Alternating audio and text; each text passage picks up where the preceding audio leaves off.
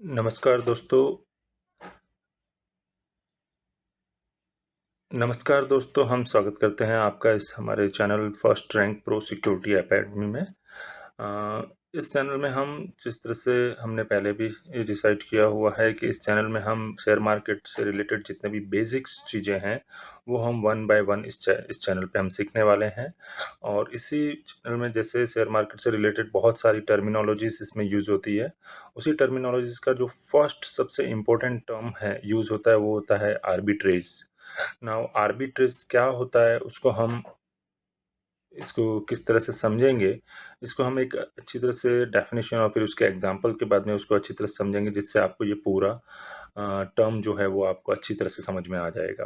तो arbitrage means what? तो arbitrage refers to purchasing an assets from one market and selling it to the another market where the selling price is higher than you have paid for it, that resulting into the profit। तो arbitrage क्या होता है?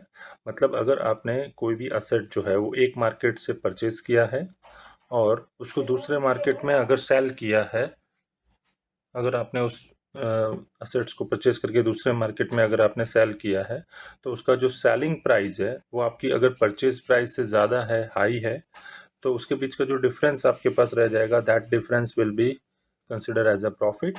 और इस type के जो transactions होते हैं उन ट्रांजेक्शन्स को हम आर्बिट्रेज कहते हैं।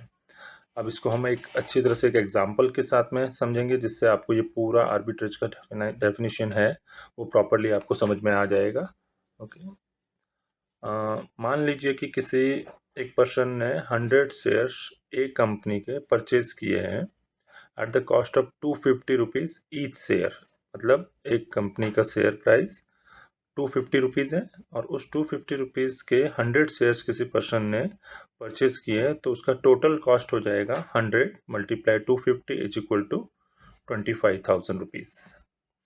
Now if the share price will go up after 2 week, अगर 2 वीक के बाद उस शेयर का प्राइस 250 से बढ़कर 300 रुपीज़ हो जाता है एंड अ पर्सन सोल्ड दो shares at 100 multiply by 300 is equal to 30,000।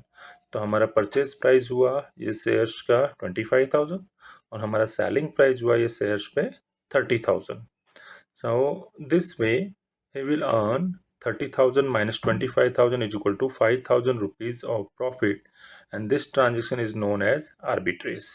so इस वजह से selling price 30,000 and paid price जो हमारा कॉस्ट प्राइस था वो 25,000, तो उसका जो डिफरेंस हुआ वो 5,000 रुपीज़ जो है वो प्रॉफिट हुआ। और इस टाइप के ट्रांजेक्शन को शेयर मार्केट में आर्बिट्रेज कहलाते हैं। तो ये टाइप के जब कोई भी पर्सन जो है वो एक मार्केट से परचेज करके या तो सेकेंड मार्केट में सेल करे, एक मार्केट से परचेज करके उसको हायर प्राइस पे या उसे लेसर प्राइस पे करे, तो बीच का जो डिफरेंस रहेगा that difference will be known as a arbitrage. तो आपको ये टर्म अच्छी तरह से समझ में आ गया होगा। बहुत ही जल्द हम नेक्स्ट वीडियो में लौटेंगे एक और इम्पोर्टेंट टर्म को लेकर। तब तक के लिए नमस्कार, गुड बाय। हमारे चैनल को लाइक और सब्सक्राइब करना ना भूलें। तब तक के लिए नमस्कार।